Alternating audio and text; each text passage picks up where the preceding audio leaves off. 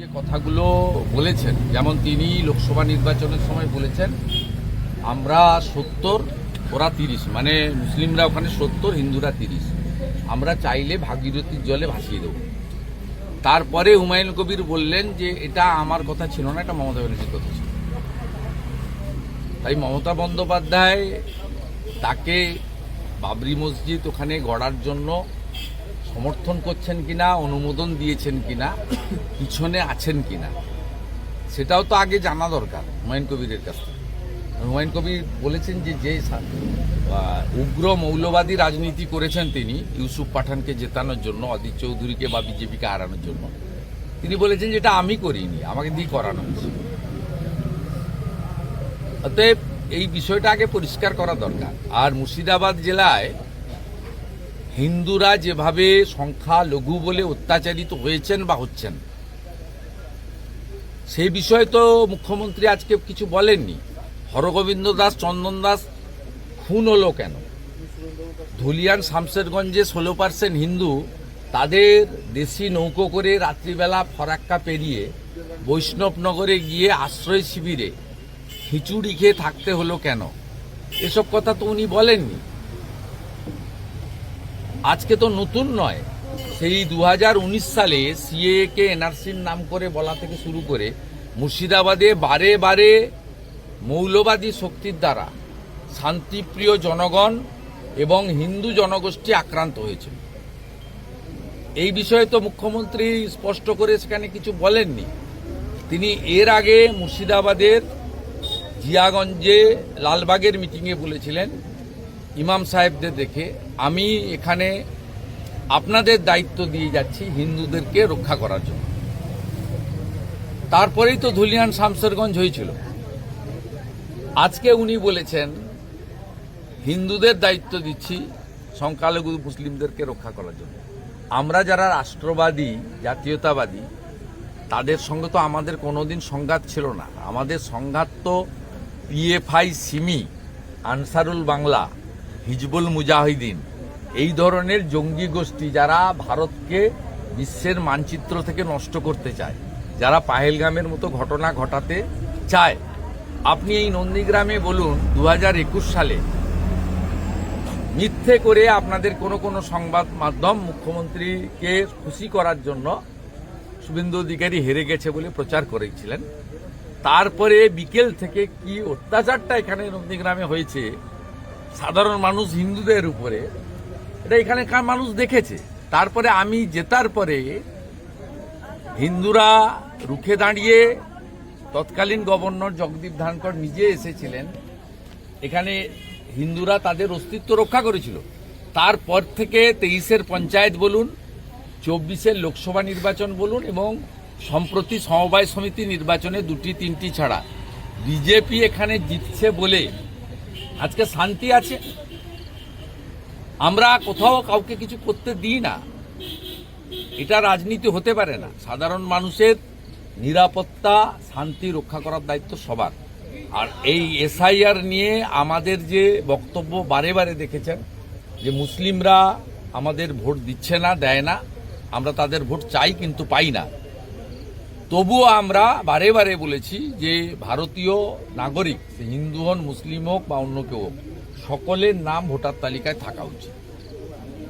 আজকে হুমায়ুন কবিররা যে আগুন নিয়ে ওখানে খেলছেন, যেভাবে কিছুদিন আগে বেলডাঙ্গাতে 1 বছর আগে কার্তিক পুজোতে যে ধরনের ঘটনা ঘটেছিল, তার আগে রেজিনগর বেলডাঙ্গা রেল স্টেশন যেভাবে পুড়িয়ে দেওয়া হয়েছিল, যেভাবে 2023-এ রামনবমীর সময় শক্তিপুর রেজিনগরে সাম্প্রদায়িক অশান্তি বা দাঙ্গা হয়েছিল, তারপরে ওইখানে এই ধরনের কাজ করার জন্য যে উদ্যোগ তারা নিয়েছে, এটাতে প্রচ্ছন্নভাবে আমার মনে হয়েছে রাজ্য সরকার এবং তৃণমূল কংগ্রেসের মদত রয়েছে।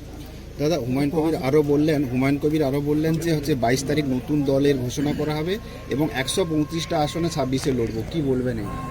দেখুন, আমরা কারোর ভরসায় ভারতীয় জনতা পার্টিকে পশ্চিমবঙ্গে ক্ষমতায় আনতে চাই না, বা মানে আমাদের কোনো অন্যরা কি করছে আমরা জানি না। আমাদের বক্তব্য রাষ্ট্রবাদী, বিকাশবাদী, সুশাসন, সুরক্ষা, পেটে ভাত, হাতে কাজ, মাথায় ছাদ, নারীর সম্মান, নারীর সুরক্ষা। এটা করতে গেলে 21টা রাজ্যে বিজেপি আছে, বিহারে ব্যাপক জয় হয়েছে, পশ্চিমবঙ্গেও দরকার। আমাদের সঙ্গে তৃণমূল কংগ্রেসের ডিফারেন্স খুব একটা বেশি নেই। এসআইআরে যদি ভোটার তালিকা পরিচ্ছন্ন হয়, প্রত্যেক বুথ থেকে 70-80টা করে মৃত ভোটার বাদ যাচ্ছে। এই ভোট একটাও ভারতীয় জনতা পার্টি দেয় না। ক্যামেরা বন্ধ করে বিকেলবেলা 4টে থেকে 6টা তারাই দেয়। এই নন্দীগ্রামে যদি আপনি 60টার কাছাকাছি মুসলিম বুথের ভোট পার্সেন্টেজ দেখেন, সেখানে 95-96% ভোট পড়ে কেন্দাবাড়ি, শামসাবাদ, দাউদপুরের বুথগুলোতে। হিন্দু এলাকায় কখনোই 80-82%-এর বেশি ভোট পড়ে না। হিন্দু এলাকায় বিজেপির লোক বা হিন্দু নেতৃত্বরা অভ্যস্ত নয় মৃত ভোট, ফলস ভোট দিতে। তাদের আঙ্গুলে কালি লেগে যায় একবারই, সে কালি তারা তোলে না। কিন্তু মুসলিম বুথগুলোতে বিরোধী পক্ষের এজেন্ট না থাকার সুযোগ নিয়ে তারা বিকেলবেলা দরজা খুলে ক্যামেরা বন্ধ করে দেদার ছাপ্পা ভোট মারে। আজকে এই ভোটার তালিকায় যদি সংশোধন হয়ে যায়, একটা কেন্দামারি অঞ্চল থেকে 800টা মৃত ভোট বেরিয়েছে। কি ভয়ঙ্কর অবস্থা এইখানে দাঁড়িয়ে।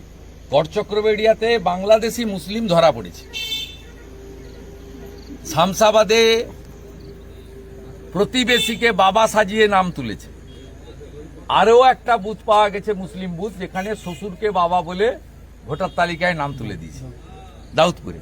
অতএব এ এক বিচিত্র ব্যবস্থা। তাই এসআইআর হওয়ার পরে যে নির্বাচন হবে, সেই নির্বাচনে পরিচ্ছন্নতা ভিত্তিতে যদি ভোটার তালিকা তৈরি হয়, তাহলে ভারতীয় জনতা পার্টি ক্ষমতায় আসবে, বিপুলভাবে আসবে।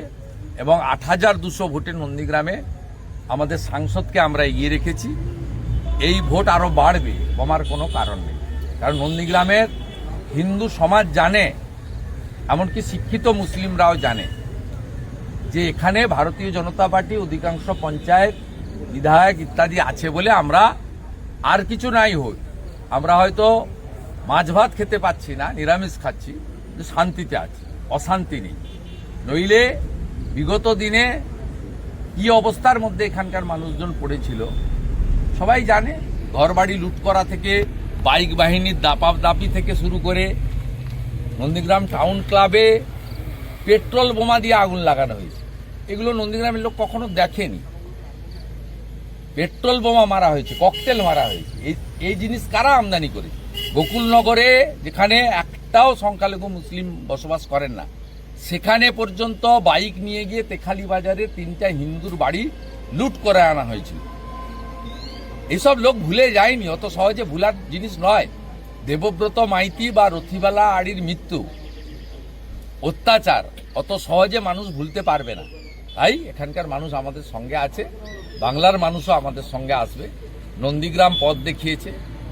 21-এ নন্দীগ্রামের দেখানো পথে 26-এ গোটা পশ্চিমবাংলা হাঁটবে, এই বিশ্বাস আমার আছে। দাদা, তোহা সিদ্দিকী বলছেন মমতা বন্দ্যোপাধ্যায় সাপ হয়ে কামড়াচ্ছেন, আবার ওঝা হয়ে ঝাড়াচ্ছেন। একটু দেরি করে বুঝলেন। দাদা, কলকাতায় ওয়াকফ অ্যামেন্ডমেন্ট বিল কার্যকর হওয়ার পরে উম্মিত পোর্টালে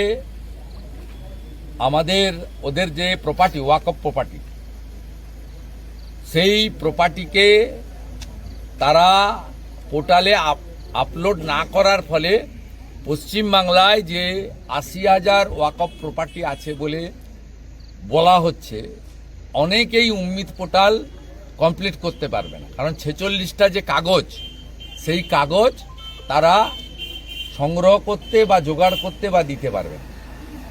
তাই মমতা বন্দ্যোপাধ্যায় হিন্দুদের তো ক্ষতি করেইছেন, সর্বস্তরে ক্ষতি করেছেন, সেটা হিন্দুরা জানে। মুসলিমদেরও ক্ষতি করলেন। 5 মাস আগে ভারতবর্ষের সব রাজ্যে ভারত সরকারের ওয়াকফের উম্মিত পোর্টালে তাদের যে প্রপার্টি রয়েছে, মুসলিম প্রপার্টি বা ইসলামিক প্রপার্টি, তাদেরকে আপলোড করার কথা বলা হয়েছে। 46টা ডকুমেন্ট সহ সব রাজ্য করেছে। এমনকি নন বিজেপি রাজ্য যারা আছে, কেরালা, তামিলনাড়ু, তারাও করেছে। পশ্চিমবঙ্গে মমতা ব্যানার্জি বলেছিল, আমি এই রাজ্যে এটা করতে দেব না। তাই পশ্চিমবঙ্গে পরে ঠেলায় পড়ে 27 নভেম্বর নোটিফিকেশন করে বলেছে 5ই ডিসেম্বরের মধ্যে করতে হবে।